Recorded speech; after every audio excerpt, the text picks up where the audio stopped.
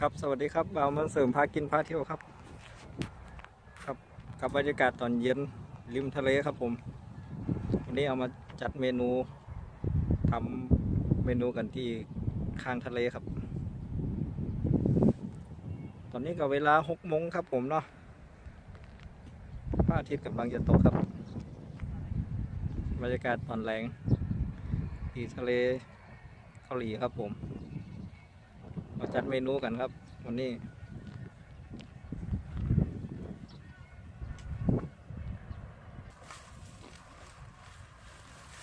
เราทำเมนูอะไรผัดมาล่าเหรอผัดมาล่าครับผม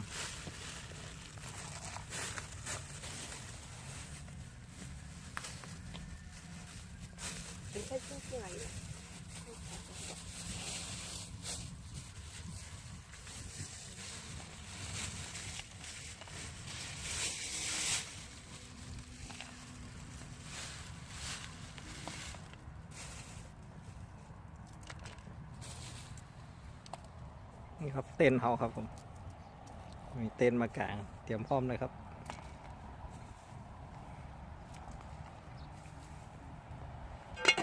เครื่องปรุง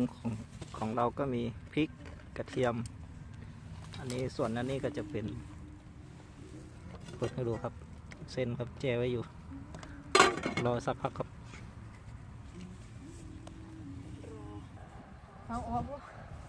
ระหว่างตีล้อครับเนาะเดี๋ยวให้ดูบรรยากาศรอบๆไปครับผมเราจะจัดเมนูกันตรงนี้ครับกินกันดูบรรยากาศได้บรรยากาศครับผมวันนี้ครับผมกำลังเย็นสบายครับเวลา6 โมงกว่าๆครับเนาะไม่ล้มเหรอเอาอะไรบังไหม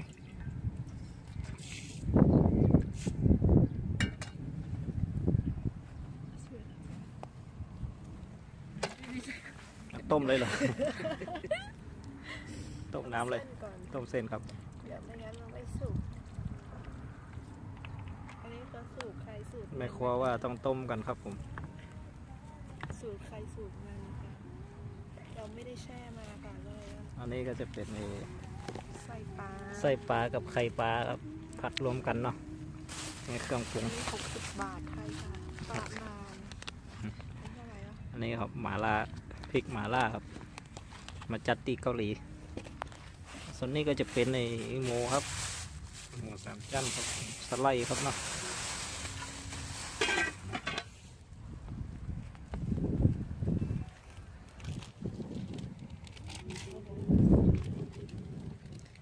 จัดตรงข้างสวนสาธารณะครับมันจะเป็นที่เขามากางเต็นท์ครับคนเกาหลีมันนอนครับพักผ่อนครับเนาะครับมาดูส่วนผสมของเมนูมาล่าครับผัดมาล่าครับวันนี้ครับเนาะมีอย่างบ้างลำแรกประเภทผักครับมีแครอทมีมะเขือยาวกับรากบัวครับเนาะอันนี้จะเป็นพริกแล้วก็กระเทียมต่อไปก็จะเป็นเห็ดครับเห็ดหูหนูกับเห็ดขาวครับเนาะแล้วก็ผักกาดขาวนี่เป็นเส้นแล้วก็ผักกาดกวางตุ้งครับแล้วก็แฮมอันนี้อะไรนี่อันนี้เต้าหู้แห้งเต้าหู้อ๋อครับผมแล้วก็เป็นหมู3 ชั้นครับนี่ก็จะเป็นน้ำมันพริกเครื่องปรุงมาล่าครับผมแล้วก็ใส่ไปผัดก่อนครับเอาพริกไปผัดก่อนครับเนาะ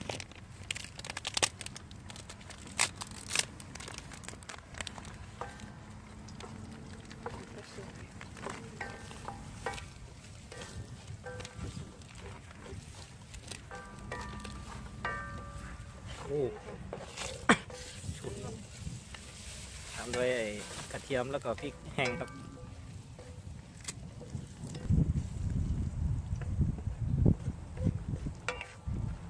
หอมครับผมกลิ่นนี่ขึ้นมาเลยเนาะ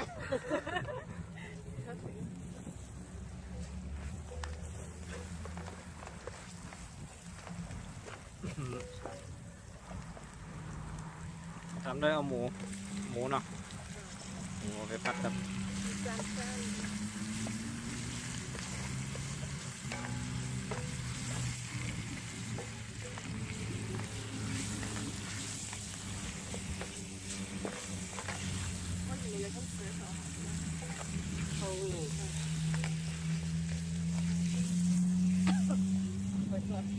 ต้องถอยออกมาระยะหนึ่งฉุนมากเลย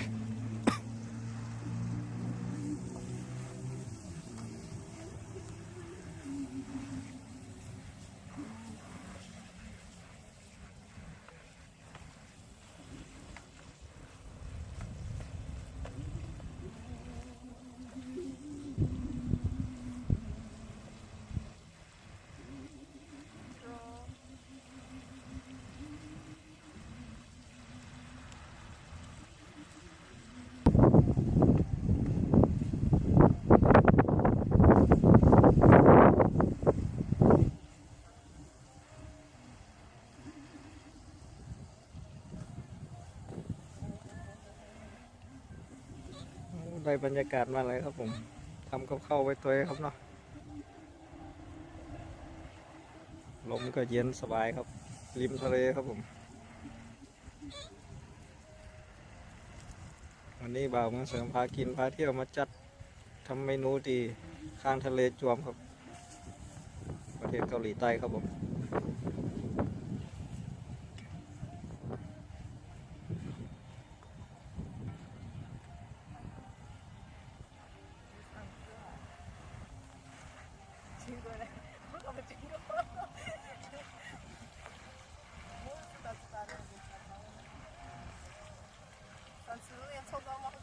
จะใส่ไข่ใส่หมูแล้วก็ใส่ไข่ปลาแล้วก็ใส่ไส้ครับเนาะเดี๋ยวรอมันสุกสักแป๊บหนึ่งใส่ยังตามไปพักตอนนี้ก็รอครับผมมันหมูสุกได้ทีผมทำเนาะไข่ปลาครับ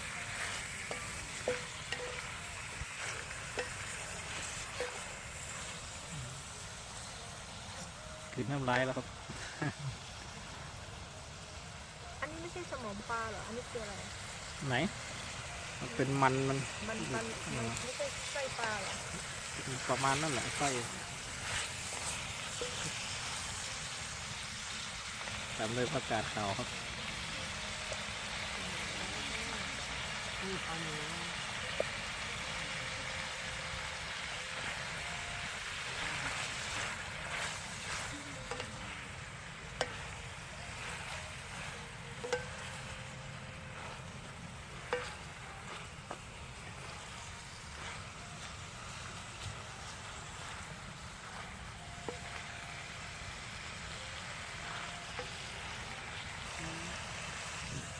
เสร็จแล้วก็ด้วยรากตามด้วยรากบัวแล้วก็มะเขือแล้วก็แครอท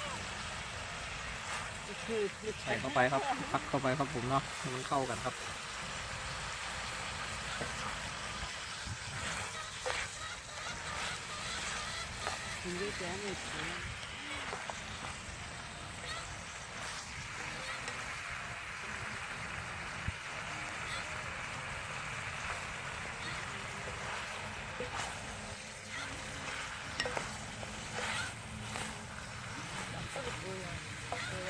ผัดไปสักพักหนึ่งครับเนาะพักมันสุกก่อนครับผมหลังจากผัดได้สักพักหนึ่งก็เอาเส้นตามเลยครับแล้วก็เอาเส้นลงไปผัดต่อครับผมเนาะ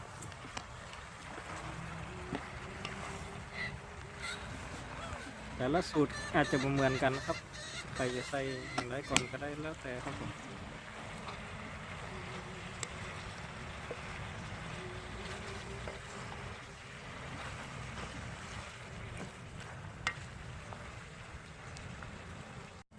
ครับใส่เส้นแล้วก็ปิดฝาไว้สักพักหนึ่งครับเนาะเส้นมันสุกก่อนครับครับหลังจากอบเสร็จในสักพักหนึ่งเขาก็เอาผักที่เหลือตามลงไปกับต้นหอมนะครับเนาะเต้าหู้นี่ใกล้จะเสร็จครับหน้าตาก็น่ากินเนาะรสชาติจะเป็นแบบไหนเอาเดี๋ยวมาชิมกันอีกทีหนึงครับผมไอ้ใช่ก็หลายชื่อสองแล้วที่สองคนที่จะเกิดเดี๋ยวรสชาติอาจจะบัดจัดจานเขาก็เติมพริกเข้าไปเห็นครับได้รสชาติจัดจานเผ็ดครับผมตามสไตล์ผัดหม่าล่าครับเนาะน้ำลายไหลเลยครับ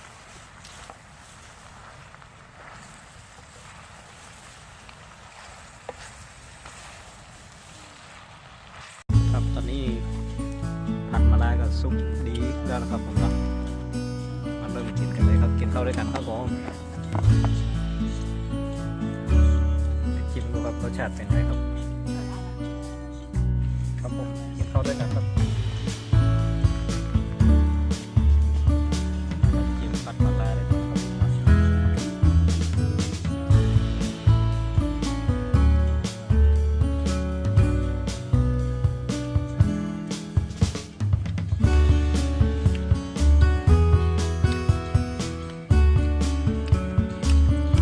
อร่อยครับชาหน่อย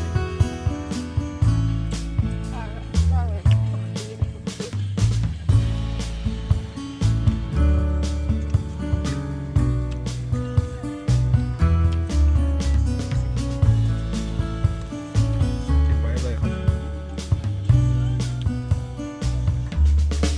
เป็นไงอร่อยไหม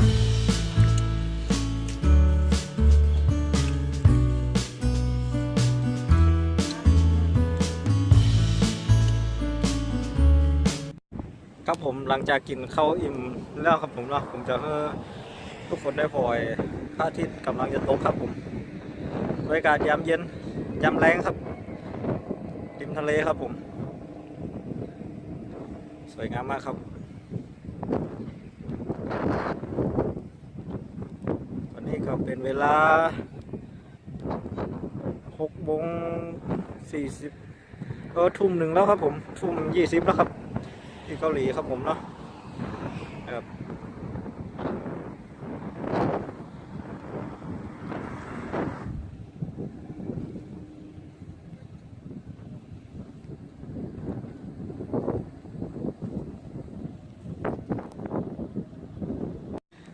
กับสะพาน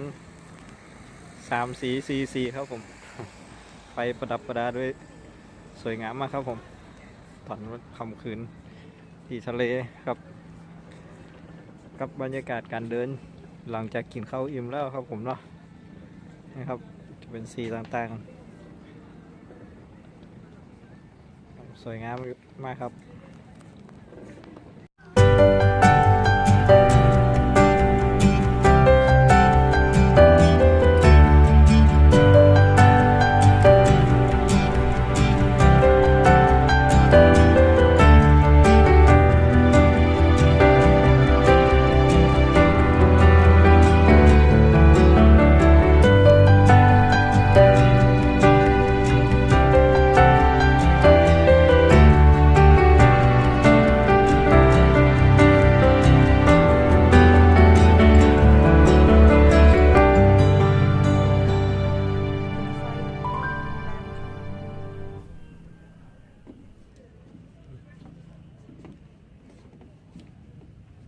มีจุดชมอยู่แล้วตรงนี้ก็สวย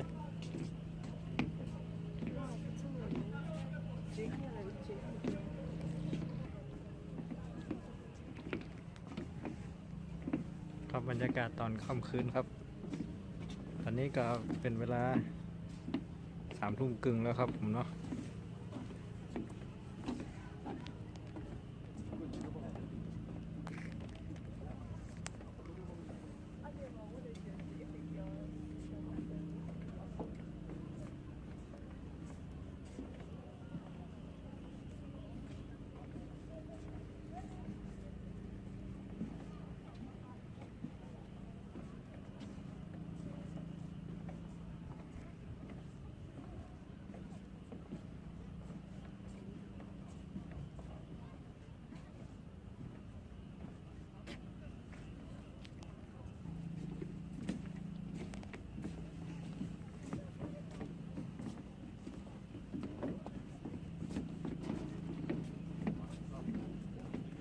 น้ำมันลดเนาะ